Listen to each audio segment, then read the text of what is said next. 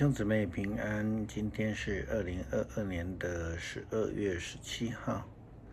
今天的经文是诗篇第80篇第1节到第7节，17节到第19节。撒母耳记下卷第7章23节到29节。约翰福音第3章31节到36节。今天要跟大家分享的主题是从天而降。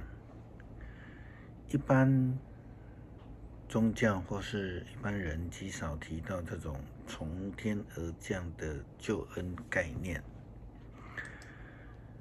除了一些事物上面，我们提到了降雨啦，或是像说降灾啊，对，天降甘霖啦，天降之物啦，喜从天降啦，祸从天降啦，降落伞或是降价等等，这些跟物质有相关的以外，只有基督教的信仰概念当中提到降下的恩典或是降生的概念。从天而降，一般我们对天的看法就是人无法触及，属于神界或是神权的范畴。当然并不是指的这个天空而已啦，指的其实更深的讲到灵界，或者从基督教的观念来看，就是上帝国或是天国。没有一个宗教能够提供一个更完整的救恩观，只有基督教一般都想透过所谓类似道教这种做法事来作为为别人超度。但是现在问题是这样子，既然是超度引路，那么谁是引路人就是非常重要的了。法师做法的时候所强调的并不是救恩，而是要说避邪啦、避灾啦、闪躲咒诅等等。一旦法师跟你讲说，你如果不这样做，那你们的祖先在阴间就会如何，所以他要求做更多的法事。其实所强调的这种更多的法事的背后，是要花更多的钱。那如果没有呢，在法师的口中就会告诉人们说，你如果不这样做的话，你就会遇到厄运哦，因为你都没有办法得到保守啊。那到底谁来保佑呢？一位没有去过目的地的法师，还是已经逝去的亲人跟长辈？基督教信仰强调救恩，这救恩不是从法师来，不是从亲人长辈来，而是从天上的上帝所赏赐。撒母耳记下卷第7章23节到29节，我们有看到大卫他这样继续说道：世上也没有一个国家像以色列，你救以色列人民脱离奴役，使他们做你自己的子民。你为他们做了伟大奇异的事，使你的名声远播全世界。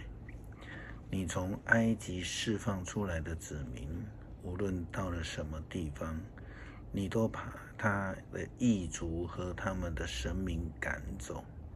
你使以色列永远做你自己的子民，而你上主啊，你做他们的上帝。主上帝啊，求你实现你为我和我后代所做的应许，求你永远按照你所说的话行。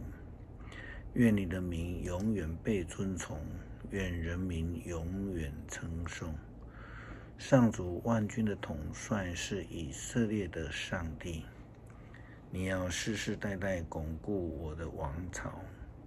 上主万军的统帅，以色列的上帝啊，我大胆在你的面前这样祷告，因为你把这一切向我你的仆人启示出来，告诉我你要立我的后代做王。至高的上主啊，唯有你是上帝，你永远信守你的诺言。你对我做了这样奇妙的应许，现在求你乐意赐福给我的后代，使他们继续享受你的恩惠。至高的上主啊，你已经应许了，愿你永远恩待我的后代。这是真实的救恩，也是大卫王他一生亲身的经历。上帝将救恩赐给他，也赐给了他的后代，更赐给了以色列人民。这救恩并不是一般人能够想象或是接受的，因为一般人无法明白，更无法了解。我们昨天谈到了大卫王虽然被上帝给拒绝了，但是他仍满心的感谢，并且赞美上帝，就是因为他知道上帝才是真正的救恩的来源，是独一无二的。这救恩透过耶稣基督赐下给所有的世人，因为他就是那一位从天而降的人子，是超过万有的。只有这样的救恩才能够将世人提升到天上，如同启示录也是这样预言的。约翰又这样说，愿那从上面来的超越万有的，那从地上来的是属于地的，他所说的都是地上的事。那从天上来的是超越万有的，他为所看见的、所听到的作证，可是没有人接受他的见证。那接受他见证的上帝是信实的。上帝所差遣的那一位传讲上帝的话，因为上帝无限量的把圣灵赐给他，父亲爱儿子，已经把万有交在他手上。信儿子的是有永恒的生命，不信儿子的不会有真生命，而且上帝的惩罚永不离开他。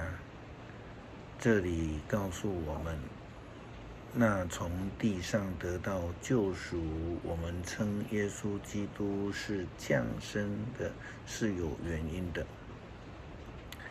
因为我们明白他是上帝所差遣从天而降的恩典，要赐给所有相信他的人，并且将永生的生命赐给所有的人。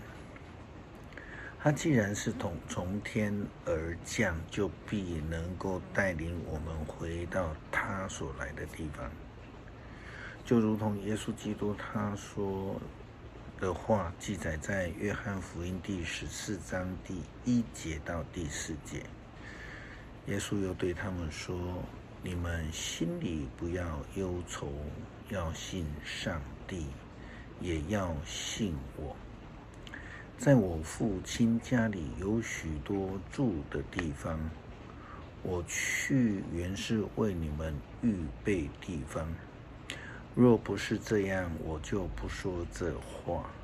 我去为你们预备地方以后，必要再回来接你们到我那里去，为要使你们跟我同住在一个地方。我要去的地方，那条路你们是知道的。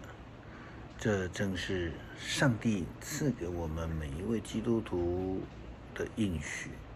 所以呢，要好好的把握哦。诗篇80篇第1节到第7节，17节到第19节。以色列的牧者啊，你领约瑟的后代如领羊群一样，求你垂听我们。坐在基路伯宝座上的主啊，求你发出光来，在以法莲、便雅悯、马拿西面前，求你彰显你的大能，求你来救我们。上帝啊，求你复兴我们，求你显示慈爱，我们就能够得救。主上帝万军的统帅啊，你不满你的子民的祷告要到几时呢？